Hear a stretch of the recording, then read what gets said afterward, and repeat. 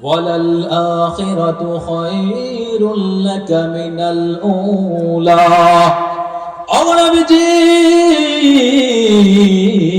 কিয়ামতের দিন আপনার জন্য স্পেশাল আরেকটা কল্যাণ কি জানেননি? কিয়ামতের দিন মানুষগুলো যেদিন পিপাসিত হয়ে যাবে, আল্লাহ রাসূল বলেন, আমার হাউজে কাউসার থেকে যে ব্যক্তি এক পেয়ালা পানি পার করবে, জান্নাতে ঢোকার আগে ওই ব্যক্তি আর তৃষ্ণার্ত হবে না। নবী গো, ওই হাউজে কাউসার আমি আল্লাহ আপনাকে দান করব। ওয়ালাল আখিরাতু খায়রুল লাকা মিনাল উলা। নবীজি, কিয়ামতের দিন আপনার জন্য স্পেশাল একটা কল্যাণ আরেকটা হলো, শুনেন। যেই দিন মানুষগুলো হাসরের ময়দানে, মানুষগুলো যেদিন দৌড়াদৌড়ি শুরু করে দেবে, সূর্যটা একেবারে মাথার নিকটে চলে আসবে, সূর্যের প্রচন্ড তাপের কারণে জমিনটা একেবারে তামা হয়ে যাবে। ওই মুহূর্তে মানুষগুলো দৌড়াইয়া চলে যাবে, বিচারের কাজ যেন শুরু করে দেওয়া হয়। সমস্ত মানুষগুলো দৌড়াইয়া সেদিন চলে যাবে আদম আলাইহিস সালাতু ওয়াস সালামের কাছে। আদম আলাইহিস সালাতু ওয়াস সালামের কাছে গিয়ে বলবে, আপনি তো হচ্ছেন আমাদের পিতা, আদি পিতা, আপনি তো হলেন এই পৃথিবীর জমিনে প্রথম নবী, প্রথম মানুষ। ও বাবা আদম, ইশফা লানা ইলা রাব্বিক। ও বাবা আদম, আপনি আপনার প্রভুর কাছে সুপারিশ করেন যেন বিচারের কাজটা শুরু করা দেয়। আদম আলাইহিস সালাম ফিরিয়ে দেবে, এই কাজ আমার দ্বারা সম্ভব হবে না, তোমরা বরং নূহ নবীর কাছে চলে যাও। দৌড়াইয়া মানুষগুলো চলে যাবে নূহ নবীর কাছে। নূহ নবীর কাছে গিয়ে একই কথা বলবেন, আল্লাহকে জানায় দেন আল্লাহ যেন বিচারের কাজটা শুরু করা দেয়। নূহ আলাইহিস সালাতু ওয়াস সালাম বলবে, আমার দ্বারা সম্ভব হবে না, তোমরা বরং ইব্রাহিমের কাছে চলে যাও। লোকেরা দৌড়াইয়া ইব্রাহিম আলাইহিস সালাতু ওয়াস সালামের কাছে চলে যাবে। ইব্রাহিম আলাইহিস সালাতু ওয়াস সালাম বলে, আমার দ্বারা সম্ভব হবে না, তোমরা বরং মূসা নবীর কাছে চলে যাও। মূসা আলাইহিস সালাতু ওয়াস সালাম বলে, আমার দ্বারা সম্ভব হবে না, তোমরা বরং ঈসা নবীর কাছে চলে যাও। আদম আলাইহিস সালাতু ওয়াস সালাম থেকে লইয়া ঈসা নবী পর্যন্ত সমস্ত মানব এবং নবীগণ নফসি নফসি বলে সেদিন কান্নাকাটি করে। একটা আওয়াজ আসবে, ইয়া উম্মতি উম্মতি। মানুষগুলো আশ্চর্য হয়ে যাবে, আহারে সমস্ত মানুষগুলো যেখানে নফসি নফসি বলে কান্নাকাটি করে, উম্মতি উম্মতি বইলা কে কান্না করে, মানুষগুলো তখন ওই আওয়াজকে লক্ষ্য করে দৌড়াদৌড়ি শুরু করে দেবে। এক পর্যায়ে গিয়ে দেখবে আপনার আমার পয়গম্বর বিশ্ব নবী আঁচল কানা বিছাইয়া আল্লাহর কাছে চোখের পানি ছেড়ে দিয়ে কাঁদবে, উম্মতি উম্মতি বলে। আল্লাহ পাক রব্বুল আলামিন সর্বপ্রথম ওই দিনে যার সুপারিশ কবুল করবেন তিনি হচ্ছে আমাদের নবী। এজন্য আল্লাহ পাক রব্বুল আলামিন জানায় দেয়, ওগো নবীজি, কিয়ামতের দিন আমি আপনার সুপারিশগুলো গ্রহণ করব। এজন্য আল্লাহ পাক রব্বুল আলামিন বলেন, ওয়ালাল আখিরাতু খায়রুল লাকা মিনাল উলা। তারপরে আয়াত আল্লাহ পাক বলেন, وَلَسَوْفَ يُعْطِيكَ رَبُّكَ فَتَرْضَى। আল্লাহ পাক রব্বুল আলামিন বলেন, ও দোস্ত আমার, মক্কার লোকেরা এত কষ্ট দিয়েছে, আরেকটা নিয়ামত আপনি শুনেন। এই পৃথিবীর জমিন থেকে যেদিন বিদায় হয়ে যাইবেন, আমি আল্লাহ আপনাকে রাজি খুশি সন্তুষ্ট করে ছাড়বো। এই আয়াতখানা যখন আল্লাহ পাক রব্বুল আলামিন জিবরাইলের মাধ্যমে শোনায় দিলেন, আল্লাহর নবী আবার মুস্কি হাসতে শুরু করে দিলেন। আবু বকর রাদিয়াল্লাহু আনহু বলেন, ওগো নবীজি, একটু আগে না আপনি কান্নাকাটি করেছিলেন, এখনো তো চেহারা থেকে আপনার চোখের পানি দূর হয়ে যায় না।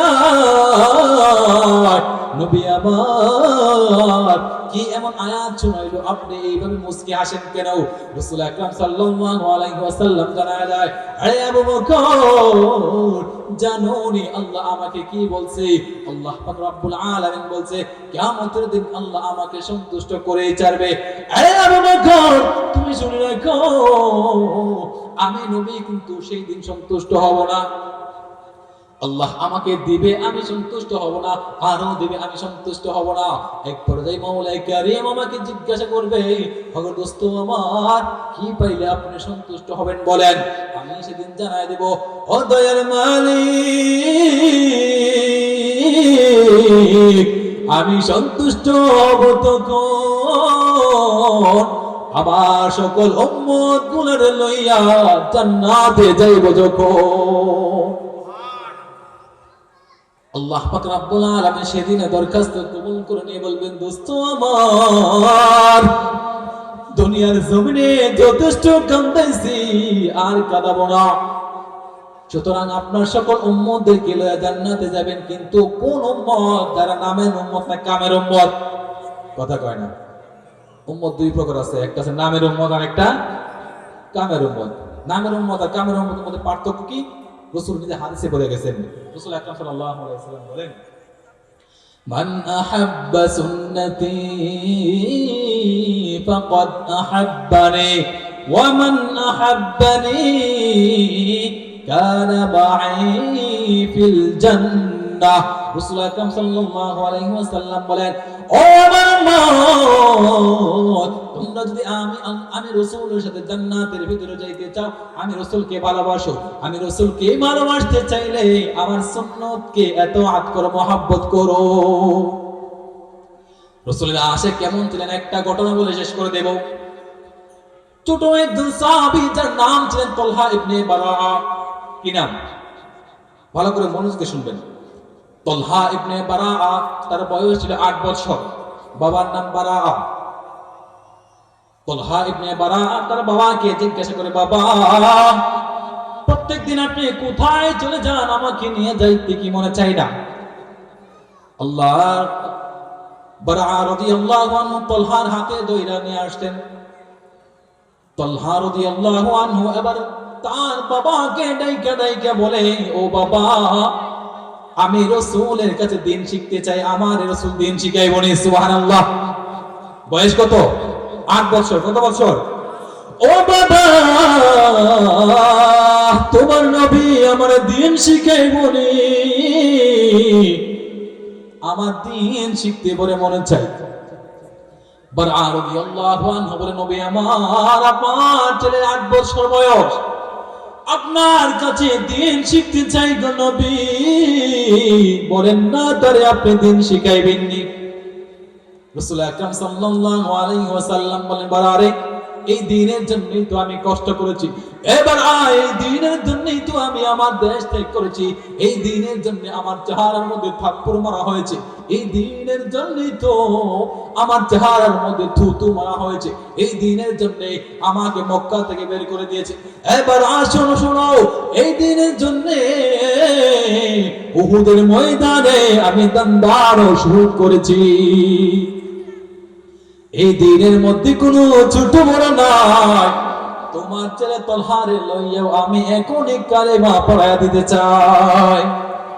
তালহা রাদিয়াল্লাহু আনহু কালেমা পড়লেন নবীজির হাতে হাত রেখে। এইভাবে যখন প্রত্যেকদিন আসা যাওয়া করে, একদিন ছোট তালহা ডেকে বলে, ওগো নবীজি, সবাইকে তো কাজ দেন, আমাকে কোনো কাজ দেবেননি।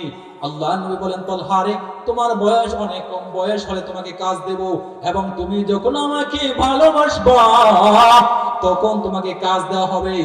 এমনি তালহা রাদিয়াল্লাহু আনহু বলে, নবী আমার, কে বলেছে আপনাকে আমি ভালোবাসি না?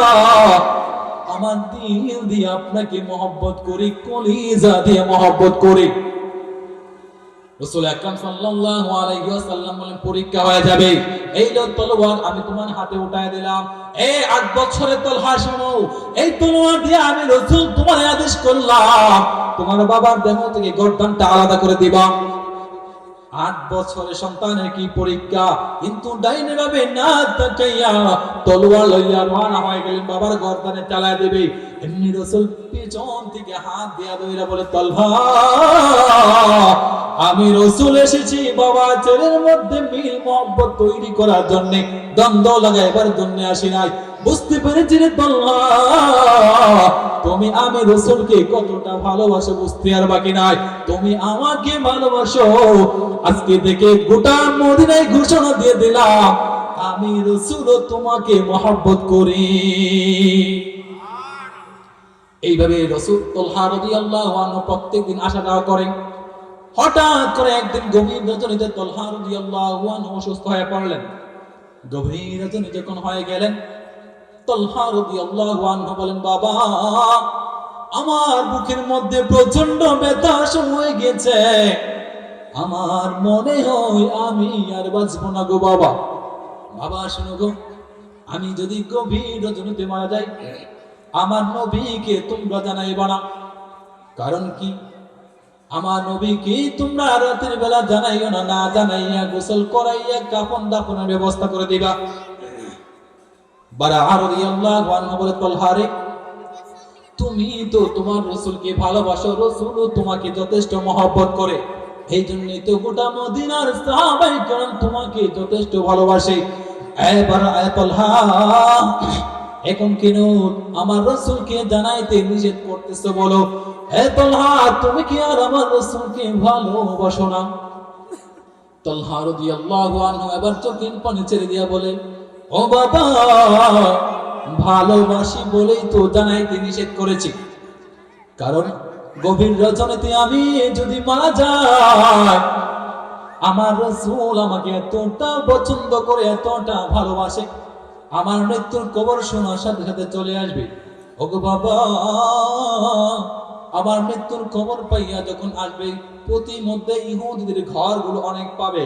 ইহুদিরা যদি রাতের বেলা আমার নবীর গায়ে আক্রমণ করে বসে, কিয়ামতের দিন আমি তালহা আশিক রাসূল হইয়া দাঁড়াইতে পারবো না। ও বাবা, এই জন্য নিষেধ করেছি, রজনীতে যদি মারা যায় আমার বাবারে তোমরা জানাইবা না। আল্লাহর নবী বিশ্বনবী রাহমাতুল লিল আলামিনের কাছে তোমরা এই খবরটা দিবা না। তালহা রাদিয়াল্লাহু আনহু কিছুক্ষণের মধ্যে এইভাবে যখন ব্যথা বাড়তেছে, অল্প কিছুক্ষণের মধ্যে ব্যথা যখন বাড়ে, বাবা আমি মনে হয় আর বেশিক্ষণ থাকবো না। কিছুক্ষণের মধ্যে তালহা রাদিয়াল্লাহু আনহু দুনিয়া থেকে বিদায় হয়ে গেলেন। বারা রাদিয়াল্লাহু আনহু কাফন দাফন শেষ করে মাটির মধ্যে সুপুর্দ করে সকালে চলে গেলেন রাসূলের কাছে। আল্লাহর নবী আবার বলে, বারা, তোমার সাথে তো তালহা আসার কথা ছিল, তালহা কোথায়? এবার জানাই দেন, নবী আমার, আপনার তালহা দুনিয়ার জমিনে নাই গো নবী, রাতের বেলা মারা গিয়েছে, আমার এখনো জানাই না। আপনার সাহাবী তালহা নিষেধ করেছে নবী। কেন নিষেধ করেছে? তালহা কি আমাকে ভালোবাসে না? আমি তো তালহাকে ভালোবাসি। ওগো নবীজি, তালহা আপনাকে ভালোবাসে বলেই নিষেধ করেছে। রাতের বেলা যদি আপনাকে জানাই, তালহাকে দেখতে যাইয়া যদি আপনার গায়ে আঘাত পড়ে, তালহা নাকি কিয়ামতের দিন আশিক রাসূল হইয়া দাঁড়াইতে পারবে না। রাসূল আকরাম সাল্লাল্লাহু আলাইহি ওয়াসাল্লাম খবর পাইয়া সমস্ত সাহাবীদেরকে লইয়া রওনা হয়ে গেলেন তালহা রাদিয়াল্লাহু আনহু কবর জিয়ারত করার জন্য। আল্লাহর নবী চোখের পানি ছেড়ে দিয়ে কান্না করে আর জিয়ারত করে, হঠাৎ করে বিশ্বনবী মুচকি মুচকি হাসতে শুরু করে দিলেন। সাহাবায়ে কেরাম জিজ্ঞাসা করে, ওগো নবীজি, এইভাবে কিনা হঠাৎ মুচকি হাসেন? রাসূল আকরাম সাল্লাল্লাহু আলাইহি ওয়াসাল্লাম জানায় দেন, সাহাবীরা রে, আমি যা দেখি তোমরা তো তা দেখো না। আমি এই মুহূর্তে দেখতে পাইতেছি আমার সাহাবী তালহা জান্নাতের ভিতরে বসে রয়েছে। ওরা হচ্ছে সত্যিকারের আশিক রাসূল, কামের উম্মত। কি বলেন? তাহলে আমরা কি নামের উম্মত হব নাকি কামের উম্মত হব? কথা কয় না। কিসের উম্মত হব? জবান খুলে বলে কিসের উম্মত হব আমরা? তাহলে মাহফিলে আসতে হবে নাকি? আজানের সময় হয়ে গেছে। 3টা প্রশ্ন করেছিল, মনে আছে? কয়টা প্রশ্ন করেছিল? 3টা। এই 3টা প্রশ্নের উত্তর দিয়ে গেলে অনেক সময় লাগবে, এবং সূরা দুহা এর অনেকগুলো আয়াত, আর প্রায় 5টা-6টা আয়াত রয়ে গেছে। আল্লাহ পাক রব্বুল আলামিন যদি আবার কখনো আপনাদের সামনে বসায় এই 3টা প্রশ্নের জবাব এবং বাকি সূরা দুহার তাফসীর করার চেষ্টা করব ইনশাআল্লাহ। ইনশাআল্লাহর আলোচনা ভুলে গেছেন? আল্লাহ পাক রব্বুল আলামিন আমাদের সকলকে কবুল করেন।